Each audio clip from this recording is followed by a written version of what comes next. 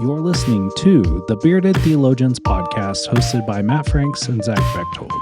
We hope you enjoy this week's show, and you can find out more about us by going online at beardedtheologians.com, where you can pick up a few t-shirts, listen to a few old episodes, and find ways that you can connect with us. Thank you for listening. You're listening to the Bearded Theologians podcast hosted by Matt Franks and Zach Bechtold. So this week on the podcast, we have learned that something happened last week. Lent started, and we didn't do our normal Lent conversation.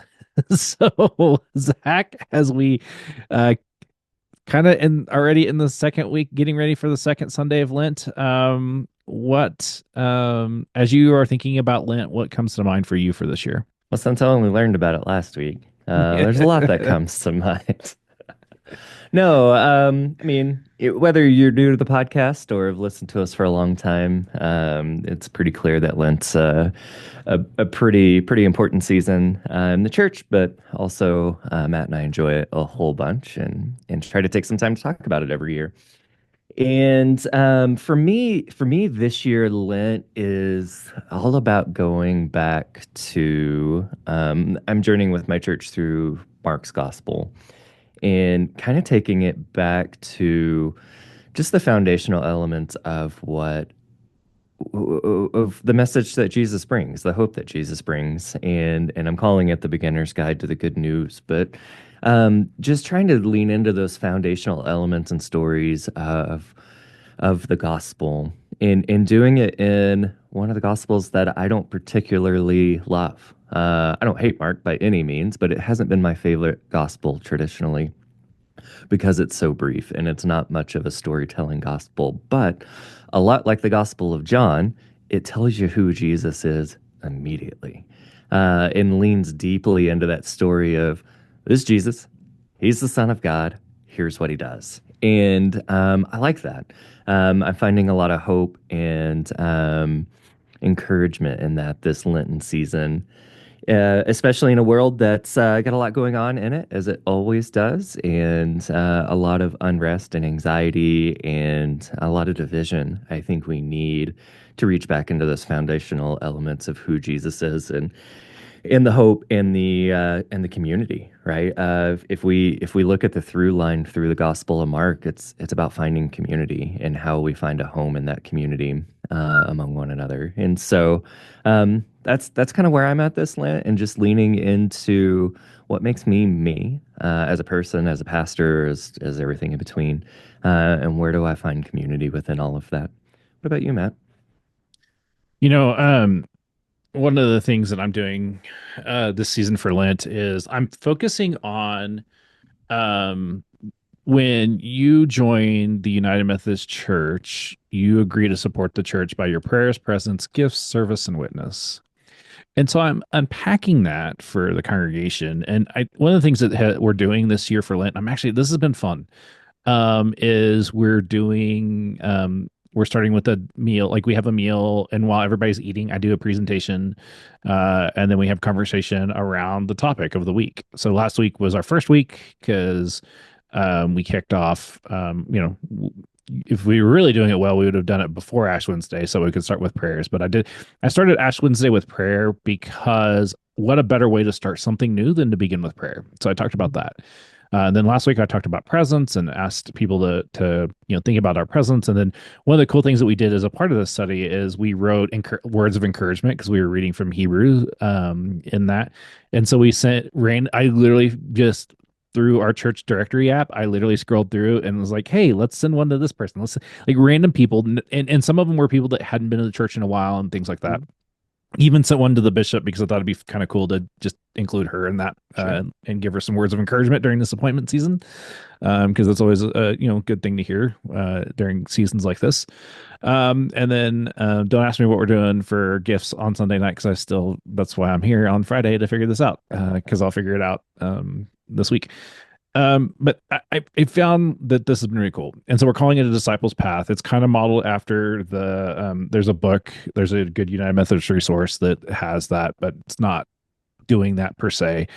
But I've made it more of like the street theme. So in the sanctuary, we have a sign that says the disciples path. And then I have like street, they look like purple street signs. They look like Lenten street signs that have prayers, presence, gift, service, and witness. And I'm rotating those. So the one that's in the center of the altar is the theme of the week. And I don't know if anybody's picked up on that yet because we've only done it like we've only met twice since Lent, with Ash Wednesday and the first Sunday in Lent. And so it'll be interesting to see which one of my church members is listening to the podcast and points this out to me. But to see how people respond on Sunday when they notice that those things have been shifted a little bit. Mhm. Um, and I love Lent. Lent is to me one of those seasons that we desperately need to reorient ourselves. And I know that like, oh, well, we just do that a few months ago with Advent? Yes. However, Lent's traditional aspect is to really prepare people for Easter, and to get our minds in the right space. And the other part of the tradition was to train those that were going to be baptized for baptism. And so I always try to take the approach of really teaching heavier in Lent so that one, they understand about the faith, but then two, I really want us to be prepared for Easter. Right. I talked about that last Sunday in my sermon framing up Lent that, yeah, Advent and Lent are back to back, right? Like they follow each other pretty closely, even this year with Lent, starting a few weeks later than it did at least last year. Um, but the difference between the two, we lean into that waiting and the anticipation during Advent and waiting for the birth of Christ. And here, there's for Lent heading towards Easter, there's that intentional digging in and and preparing ourselves and wrestling with the fullness of life and death and resurrection. That there's Advent seems to be that quiet stillness of hope, waiting for that hope to be born. And Lent, it to me feels like we're actively participating a little bit more in our faith and connecting with God, and rather than being uncomfortable in the waiting, we're being uncomfortable in our mortality. And draws us closer, right? Both draw us close in a different way. But I do love that the seasons are so close it's almost jarring Yeah. that we have this time of anticipation and waiting for the baby Jesus, and now we're barreling towards the cross and Well, it's not even the resurrection. cross. When you think about it, when we start with Ash Wednesday and like, hey, you're Right. gonna die. Right. Yeah. Yeah. Remember that you are dust. Everybody that had Ash Wednesday birthdays this year, I said, Happy birthday. Remember that you are You're dust. gonna, yeah. But I love it. Like I joked during Ash Wednesday, like, my favorite Ash Wednesday time is when it's on Valentine's Day because nothing says I Right. love you like you're gonna die. Right. Um, but I love it because it kicks us off in the right frame of Yes. mind to understand, like Jesus understood that. Like Jesus knew where the destination of this journey was. And depending on your gospel, depends on how it looks. But like you're doing Mark, Jesus knew where he was going and was Mhm. very clear. Like literally said it a couple times. Hey guys, like this is gonna happen. You better be ready. Nobody took it in until it was too late. And we do that during Lent. Like if we are practicing Lent healthy in a way that is the goal for I always tell people is that it's about what you do to connect yourself with God Mhm. and to limit your disconnections because there is this secular I almost call it a secular look on Lent that, oh, I'm just going to give this up. But you never talk about Sure. why you're going to give it up. You Right. never talk about how that hinders your relationship with God. Whereas like if you're doing Lent well, you're doing things that either connect you back into God or things that that are hindering your relationship with God. So therefore you stop doing them and you practice that. And Well, so there's certainly a cultural, I'm just going to sacrifice for sacrifice sake, yeah. right? Yeah. Which, fine, good, whatever, but it's the intention behind it. Whatever you give up, from the simplest of things to the most complex of things, it's the why. And Yep. how does that bring you closer, whether it's in your health and trying to get healthier, or yeah, healthy spiritually or mentally, right? Or just even just trying to practice fasting, right? It there's I don't know, we harp on, oh, you give up chocolate, but also why, right? Like is there purpose behind it, or are you just giving it up to give it up because you can say you gave something up, right? Like that's the intent, is to bring us closer to God, to bring us closer and to one another. And if giving up chocolate does that for you, great, do it, but know why you're doing it. Yeah. That's the important part of Lent. Well, I always say it's like, I ask that question. So, how does that affect your relationship with God? Like, if you're eating chocolate and it's causing you to avoid, God, that's definitely something to consider. If you're just doing it because that's convenient and easy for you, then Mhm. that's not real sacrifice. That's not Right. the intention of Lent. I always think of, and I really am trying to figure out how to have one made. I've been trying to figure out how to make one for years now. I would love to have a burlap stole Mm. for Ash Wednesday to remind and literally just talk about the coarseness of Hmm. Lent is to feel it. Hmm. I have a Um, burlap cincher. nice. Yeah.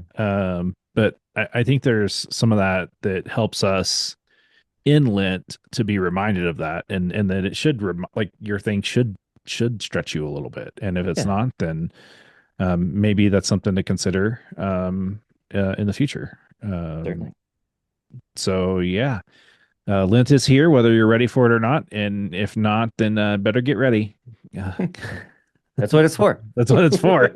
Um, so Zach, where did you see God at work uh, since the last time we talked Yeah. on the podcast? Not necessarily the last time we Right. talked Not since we talked this morning. yesterday, this morning.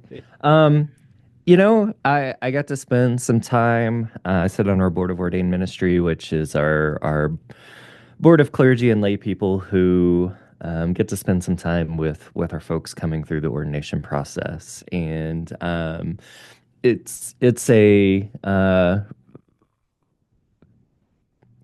it's a committee that reads a lot of papers and does a lot of things and has a lot of really hopeful and good conversations and a lot of really hard conversations. Um, but we got to be with some candidates that are coming up, and some that are being commissioned this year and beginning their ordination process after, spending many, many years getting to there, going through seminary and all of it. We have an arduous process if you're not familiar with it. But yeah, we got to spend some time with people who are being commissioned this year, hopefully.